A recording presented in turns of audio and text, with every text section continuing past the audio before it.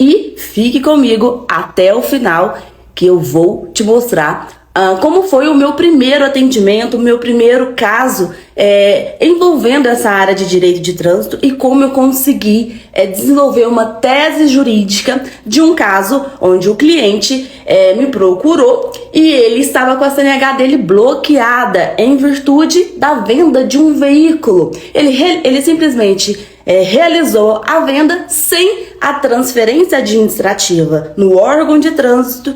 Anos após, ele precisou adicionar, a categoria D em sua CNH e descobriu que não poderia porque a sua CNH estava bloqueada, ou seja, a sua CNH estava suspensa. Tá difícil? Então você tá no caminho certo. Tá fácil? Desconfia. Tudo que é valioso na vida dá trabalho para conquistar, e isso é bom, porque aí você vai valorizar e isso vai penetrar no teu coração de uma forma muito mais duradoura. Eu sou Carla Oliveira, advogo exclusivamente no direito de trânsito desde 2016. A pauta deste encontro explicar para você, mostrar o motivo pelo qual eu escolhi direito de trânsito e como eu vivo desta área e não apenas sobrevivo. Bom, então eu vou aqui, durante esse encontro, trazer a minha experiência com o direito de trânsito, que iniciou lá em 2011, ainda na graduação, mas calma, não foi por meio da grade curricular, porque nós, infelizmente, e isso é uma lástima, não temos esta matéria importantíssima na grade curricular do.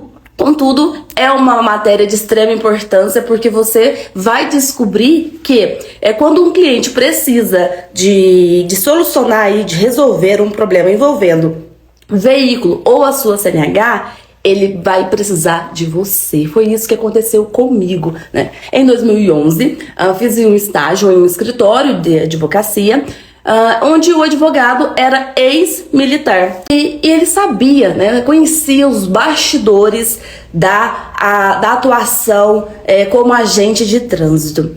E aí eu fiz esse estágio durante um ano e meio, extremamente perdida, porque como eu comentei, nós não aprendemos esta matéria na graduação, mas enfim, aprendi, guardei aquele conhecimento e quando me formei em 2015, eu me vi perdida em um pouco mais de 1 milhão de advogados, precisava me destacar, foi aí que eu escolhi estrategicamente atuar em direito de trânsito. E aí eu mudei de cidade, de estado, estava sozinha, na cidade, não tinha então um network, conhecidos, parentes, enfim, eu precisei dar o meu jeito e atuar em direito de trânsito fez com que o meu nome se destacasse de uma forma mais rápida, porque é uma área com uma grande demanda de procura e poucos profissionais qualificados. Então, trabalhando de forma correta, com estratégia, você consegue bons resultados. Carla, é da noite para o dia? Obviamente que não. Eu me formei em 2015 e só comecei a ter bons resultados em 2018, quando eu virei a chave, a minha mentalidade, enfim. E tudo começou a acontecer, comecei a cobrar consulta jurídica, comecei no valor de R$120, 150, hoje, por exemplo, cobro R$300 a minha consulta jurídica de forma antecipada. O cliente, ele não tem um contato comigo presencial, faz o pagamento e eu atendo, tanto presencialmente quanto online. Tudo isso foram estratégias que eu criei nesse percurso aí de quase 2 anos, de 2016 a 2018, 2 anos e pouquinho. Bom, então, sem mais delongas, esse foi o motivo pelo qual eu escolhi direito de trânsito. Eu percebi que era uma área com uma demanda reprimida, as pessoas precisam deste profissional e eu percebi que também não tinha profissionais no mercado. Busquei conhecimento e aqui estou desde 2016 atuando nesta área. hoje como advogada, como professora de pós-graduação em Direito de Trânsito e também com os meus cursos de capacitação para advogados, outras pessoas que queiram atuar nessa área, porque é possível independentemente de ter a OAB. É um dos benefícios também de atuar em Direito de Trânsito. Tá, Carla, e o caso e a tese jurídica que você desenvolveu lá em 2016? Pois é. Olha o quanto é importante você trabalhar a sua mentalidade, né? Vestir a profissão, né? Eu sempre comentava lá em 2016 com os meus amigos recém-formados que, gente, eu tenho medo, eu tenho insegurança no primeiro atendimento, isso é comum, mas eu vou vestir o personagem advogada. E eu fazia isso, né? E todas as oportunidades que eu tinha, eu dizia, sou advogada e atuo nessa área. Na época, eu ficava um pouco com receio de falar que atuava em Direito de Trânsito, mas falava. O primeiro cliente, ele veio de uma indicação do porteiro do prédio onde eu alugava a minha sala comercial. Pois bem, o cliente chegou e aqui eu vou mostrar pra você todo o processo. E ele, doutor, eu estou com mais de... não lembro, não recordo. Mas a CNH dele estava suspensa, bloqueada, em decorrência de uma suspensão por excesso de pontos. Na época, lá em 2017, era ainda aquele critério de 20 pontos. Atingiu 20 pontos, já dava suspensão, né? Hoje nós temos aí 20 pontos, 30 ou 40, dependendo da natureza da infração. Enfim, o cliente me procurou. No primeiro momento, né, os meus sócios não queriam atuar naquele caso, mas eu fiz esse estágio lá em 2011, eu tinha um conhecimento, né? E aí eu percebi que ele precisava, que o valor que eu cobrasse ele iria pagar e que ele estava na iminência mesmo de perder um trabalho. Por quê? Este cliente, ele tinha habilitação A e B e ele fez todo o processo de adição de categoria D para dirigir, né, um veículo maior, trabalhar numa empresa e exercer atividade remunerada como motorista profissional. Contudo, ele foi surpreendido perante o órgão de trânsito com um bloqueio na sua CNH em decorrência de pontos, de 3 infrações, que ele não cometeu. Ora, Carla, se ele não cometeu essa infração, como que elas estão no prontuário dele? Aí que vem o caso, né? Ele vendeu um veículo em 2013, enfim, e não realizou a transferência administrativa no órgão de trânsito. Simplesmente ele datou o recibo, mas esse documento não foi registrado. Enfim, ele ainda era o proprietário, né? E aí todos os pontos, o ônus foram para a CNH dele, e isso ocasionou o bloqueio. Então ele, com a categoria A e B, não conseguia a categoria D, a emissão da categoria D, porque no período de 12 meses, aquele candidato que está aí buscando a adição de categoria não pode ter nenhuma infração no seu prontuário. Então, eu precisei entrar com uma ação anulatória de ato administrativo. Eu busquei, é importante buscar no prontuário do cliente, verificar quais foram as infrações, e ele tinha 3 infrações. Deixa eu verificar aqui qual foi o pulo do gato nesse caso. Deixa eu mostrar aqui para vocês, que eu vou compartilhar aqui o processo. Eu entrei com uma ação anulatória nesse caso, envolvendo aí a venda de um veículo sem a transferência no órgão de trânsito, aquele prazo de 30 dias, né? É importante que você saiba que ele é meramente administrativo, e eu usei três teses de defesa, né? E eu vou te explicar durante esta live. Então, estas foram as infrações: conduzir o veículo sem equipamento obrigatório, conduzir o veículo registrado que não esteja devidamente licenciado e conduzir o veículo em mau estado de conservação. Consegue perceber que a natureza jurídica, né, destas infrações é de responsabilidade do proprietário, ou seja, o veículo está sem equipamento obrigatório, o veículo registrado que não esteja devidamente licenciado, uma obrigação do proprietário, e o veículo estava em mau estado de conservação, uma obrigação do proprietário. E aí, o proprietário era quem? O meu cliente, mas ele não estava mais com este veículo desde 2013, né? E para o Detran, ele estava porque ele não realizou a transferência administrativa no órgão, ele não comunicou, olha, Detran, fiz a venda para o fulano. Enfim, todos esses pontos, todas as multas os pontos foram para o prontuário dele e as multas foram para o veículo. Certo? E aí, o que eu fiz? Eu entrei com essa ação anulatória, baseada em três argumentos. Primeiro, foi importante realizar uma diligência no órgão de trânsito. O meu cliente, ele vendeu o veículo para a irmã, e a irmã passou esse veículo para B, passou esse veículo para C, esse veículo chegou na letra E, ou seja, o famoso compra, passe e repasse. E todos os ônus foram para o proprietário, o nome dele que está ali no documento do veículo, certo?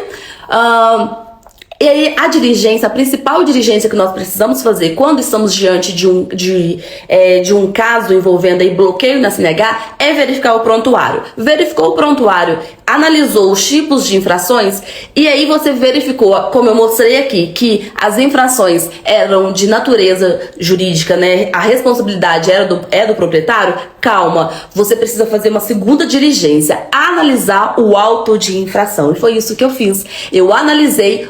As 3 infrações foram cometidas no mesmo dia.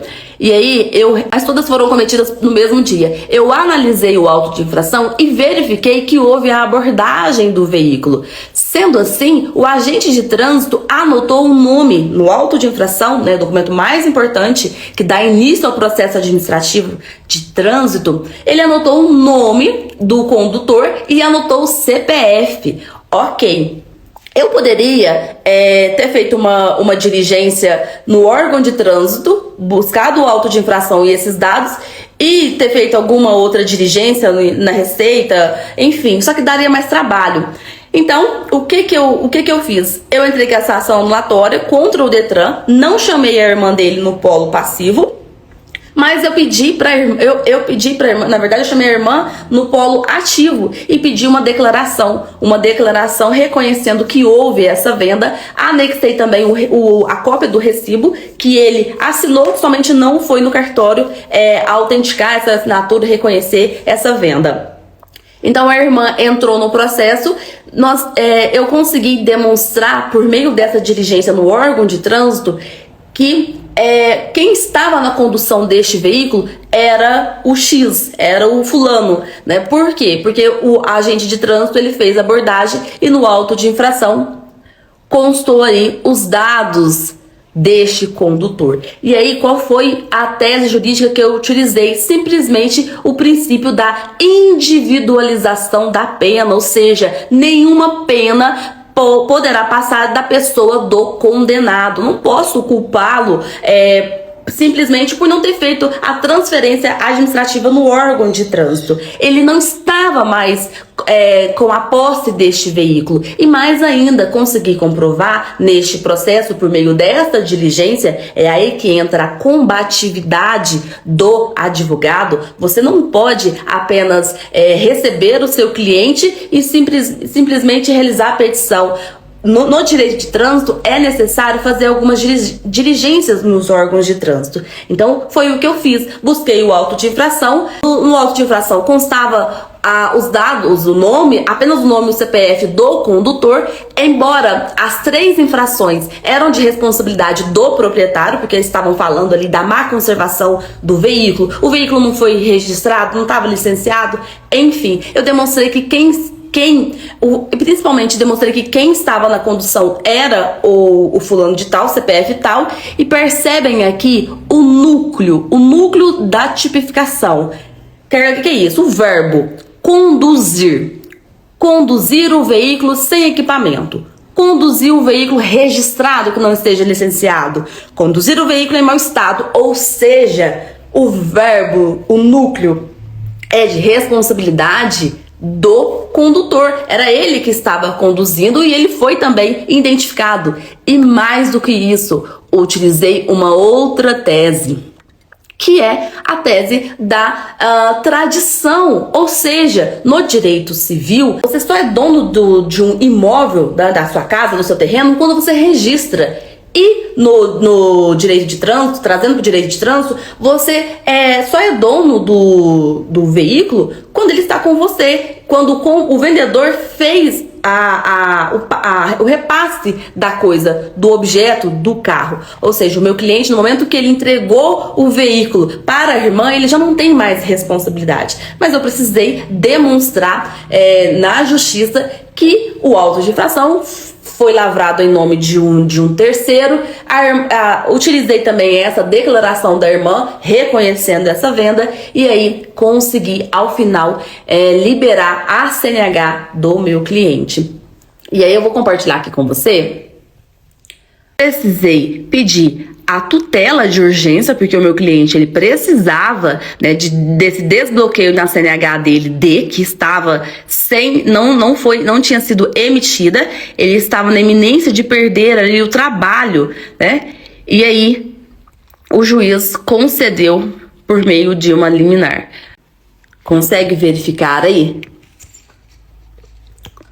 A ação anulatória, julgo procedente, diante da identificação do condutor do veículo no momento da aplicação das infrações de trânsito. Então, você que quer atuar no direito de trânsito, você que já atua, precisa entender a importância da diligência.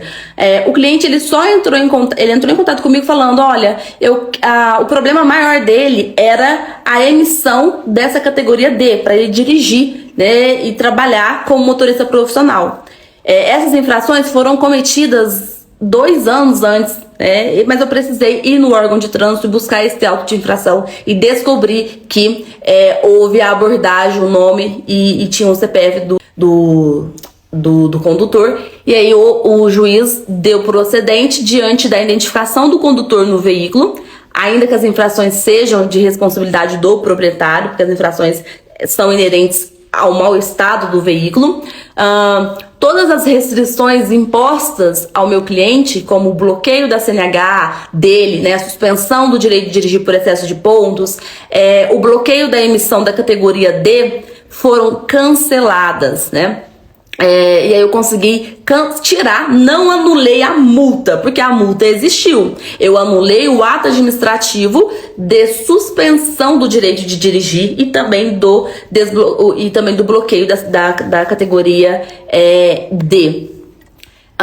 Essas infrações carecem de sustentação e não possuem legitimidade e legalidade, possibilitando a alocação de pontos ao terceiro identificado, ou seja, mantém-se a tutela. Aqui é importante que você entenda que o cliente entrou em contato em menos de um mês já tinha tutela de urgência, a CNH dele já tinha sido desbloqueada.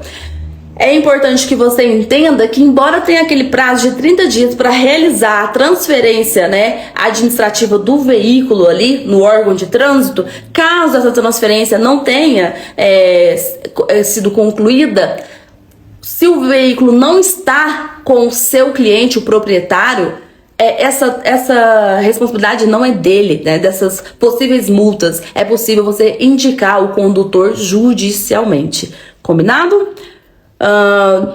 E aí, o ofício que nós, advogados de trânsito, mais gostamos de ler, mais do que uma sentença, é isso aqui, ó. Quando o Detran reconhece que errou, né? Mas aí ele só vai reconhecer quando você provocá-lo, né? Infelizmente para o cliente que tem essa dor de cabeça, e felizmente para o advogado de trânsito, porque nós atuamos nessas ausências, né, de conhecimento até e problema do sistema, porque são muitos casos e realmente o advogado que tem ali consegue identificar, buscar, fazer as diligências, enfim, a responsabilidade é nossa de buscar a legalidade do ato administrativo. O Detran ele vai falar de forma, ele deveria falar, né, que olha, eu errei, é isso. quando o meu cliente ou procurou lá no balcão, mas é atendido aí por um terceirizado, enfim, tem que buscar a ajuda de um profissional qualificado. E aqui, ó, no presente, informa a ciência da decisão, enfim, anulou as infrações em nome do vendedor do veículo, né, do proprietário, manteve a liminar, enfim, deu tudo certo. Aqui, para aqueles que estão entrando, eu conversei e que estou explicando como foi o meu início na advocacia de trânsito, que se deu durante a graduação, mas não relacionado à grade curricular, porque eu não aprendi isso na faculdade, eu aprendi em um estágio por meio de um advogado que era ex-agente de trânsito, ex-PM, e ele sabia todos os detalhes, né, as falhas que tinha por trás ali da fiscalização. E é isso que o advogado de trânsito faz. Ele não defende a infração de trânsito, ele não defende o motorista, mas Carla, o motorista é o seu cliente. Pois é, não defendo nem a infração que ele cometeu, nem ele. Eu defendo a legalidade do ato administrativo. Meu trabalho é um meio para que o órgão de trânsito, seja o Detran, seja a prefeitura, o órgão de trânsito da prefeitura municipal, a polícia rodoviária, a polícia federal, enfim, faça o que precisa ser feito.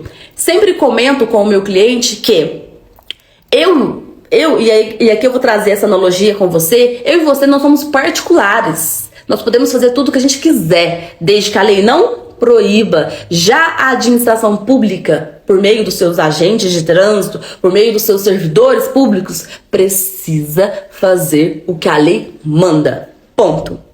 Ato administrativo, ou seja, todo aquele procedimento ali de fiscalização, do processo administrativo, com vício não produz efeito, independentemente se o seu cliente realizou, vamos entrar aqui em casos específicos, independentemente se o seu cliente realizou o teste do etilômetro, se houve a manobra perigosa, independentemente da infração do mérito, você tem que atacar a legalidade, é o ato administrativo. E isso, se você conseguir compreender, você vai entender que esta área de direito de trânsito é uma área que você precisa estudar e implementar no seu escritório. Por quê? Sempre digo que, embora eu seja a minoria aqui na minha cidade relacionada à área de direito de trânsito, existem 3 advogados em uma cidade de quase 400 mil habitantes, eu ainda estou no lucro. Por quê? Existe uma grande demanda e poucos profissionais qualificados. Carla, advogado de trânsito, realiza defesa de recursinhos? Bom, isso é uma questão de entender o negócio do seu escritório, o modelo de negócio do seu escritório. Por exemplo, quando eu iniciei, eu comecei atuando ali em infrações de cinto de segurança, celular. Contudo, eu percebi que o mesmo trabalho que eu teria com esses tipos de infrações, eu teria em casos de suspensão, de cassação, de acidente de trânsito, de DPVAT, de cassação da permissão para dirigir, enfim. Então, eu escolhi, é tudo uma questão de escolha. Da mesma forma que eu escolhi atuar em direito de trânsito, e aqui eu já deixo claro que não tem essa. Direito de trânsito me escolheu, como nós falamos, né? Advocacia, o direito me escolheu. Não. Eu, estrategicamente, nós temos que ser estratégicos, intencionais. Se você quer sucesso, se você quer resultado, se você quer cobrar uma consulta jurídica de R$300, se você quer cobrar num processo de suspensão R$2.500, receber esse valor à vista, e com 4 clientes, R$2.500 vezes 4, você fecha seus R$10.000, ou seja, você ultrapassa a maioria dos seus colegas. Tem que ter estratégia em tudo. 4 pilares que eu utilizo na minha advocacia, falo muito para vocês aqui neste perfil, tanto nos stories quanto no feed. Se você tiver a oportunidade de me conhecer pessoalmente, vai ouvir. 4 pilares. Posicionamento. Eu fiz isso lá em 2016. eu me coloquei como advogada, mesmo com medo, mesmo com insegurança, eu sempre dizia, eu vou vestir o personagem. Que seja ali organizar o seu cabelo, fazer uma maquiagem, colocar o seu blazer, o seu terno, enfim, vista o personagem, acredite nisso e vá. Os resultados virão. Da noite pro dia? Não, mas virão. Como? Estratégia. Se eu tivesse a estratégia que eu tenho hoje, o pensamento que eu tenho hoje, eu teria encurtado os meus resultados. Eu não teria ficado aí de 2016, 17, 18, quase 3 anos pagando para trabalhar. Por exemplo, eu alugava uma sala comercial e ao final eu atendia vários clientes, não recebia pela consulta, porque eu não cobrava, eu tinha medo de perder o cliente, um absurdo, porque o cliente ele tem um problema, ele busca você por uma possível solução. Você precisa do cliente, mas ele precisa até um pouco mais, né, de você. Então essa questão de insegurança, medo, é campo de batalha, é prática. Mas é estratégico também, conhecimento, dá para encurtar isso. Então, se eu tivesse essa mentalidade que eu tenho e adquiri de 2018 para cá, as coisas poderiam ter tomado outro rumo, mas tudo bem, encontrei o meu propósito na advocacia de trânsito. Hoje, como professora também de trânsito em pós-graduação, nos meus cursos, sempre digo, posicionamento, quem é você, o que você faz, as pessoas sabem o que você faz. Conhecimento, ok, sou advogada de trânsito, mas você sabe quais são os procedimentos, né, o que pesquisar? Isso é treinável, é buscável, você consegue buscar. A outra questão, estratégia. Desde o momento que o cliente entra em contato com você, como você aborda esse cliente, recepciona esse cliente ali em ligação, pelo WhatsApp, atendimento, tudo isso você tem que considerar. Qual que é o plano de negócio do seu escritório? Você trabalha com metas? Enfim, trabalha sozinho? Qual que é o modelo de negócio do seu escritório? É home office? É o modelo sala comercial, né, atendimento presencial? É o modelo híbrido, que é o que eu faço? Eu trabalho no meu home office desde junho do ano passado. Esse mês fará 1 ano que eu estou em home office, e também tenho o meu espaço de atendimento presencial, e daqui a pouco eu vou até realizar um atendimento presencial sobre um caso parecido com este, né? Quem cometeu a infração foi o B e o A emprestou o veículo. Enfim, depois eu conto para vocês sobre este caso. Então, estratégia, posicionamento, conhecimento e o principal, que não depende de mim. Não vai depender do seu esposo, da sua mãe, daquela pessoa que fica ali. Vai, acredite, dá certo. Depende exclusivamente de você, que é o comprometimento. Você precisa se comprometer com a advocacia, você precisa se comprometer com você, com os seus resultados. De nada adiantará ficar reclamando se você não está fazendo algo para mudar. O que eu fiz? Eu busquei o meu conhecimento, continuei com o meu posicionamento, toda a oportunidade que eu tenho, faço tenho o meu contato ali, seja na fila da padaria, seja na OAB, seja qualquer oportunidade, né, de forma indireta, obviamente. Eu não fico falando, eu sou advogada de trânsito. Você não pode fazer isso, né? Não podemos mercantilizar. A advocacia tem toda uma questão do código de ética, mas é possível você acreditar na área, defendê-la, atuar e receber bem por isso.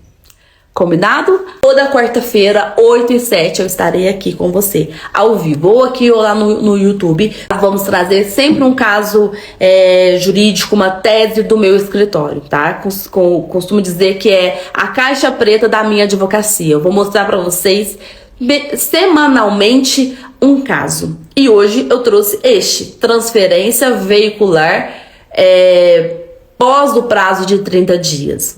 Isso acontece demais, é corriqueiro, porque as pessoas acreditam na outra e tá tudo certo. Mas quando existe negócio, não tem como apenas na confiança, é preciso registrar, preciso realizar a transferência no órgão de trânsito, ou um contrato também, é possível fazer um contrato, meios de provas.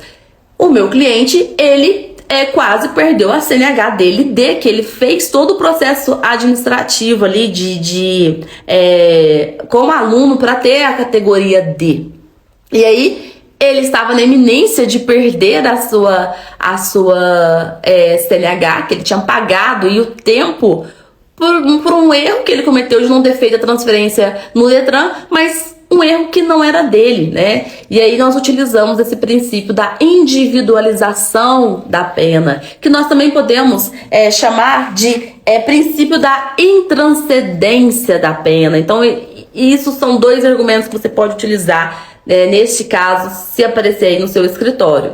E o princípio da tradição. Entreguei o bem, entreguei o veículo, não tenho mais a responsabilidade. Ainda que o Código de Trânsito diga que você tenha, que o seu cliente tem, solidária, né? Porque o comprador, ele precisa fazer a transferência, mas o vendedor precisa verificar ali se realmente houve a transferência. Isso também é uma responsabilidade dele. Na grande maioria, as pessoas não fazem isso. E aí os problemas acontecem, né? Aquela questão da confiança. Então é isso. O que você precisa analisar quando o cliente entra em contato com você e está com um caso complexo? Verifique quais foram as infrações, ainda que essas infrações sejam de natureza jurídica, seja de responsabilidade do proprietário. Calma, analise aí o auto de infração. Carla, mas faz 2, 3 anos que cometeram essas infrações, não importa. Busca aí, faça essa diligência no órgão de trânsito, tenha acesso ao auto de infração. É um direito do seu cliente ter acesso.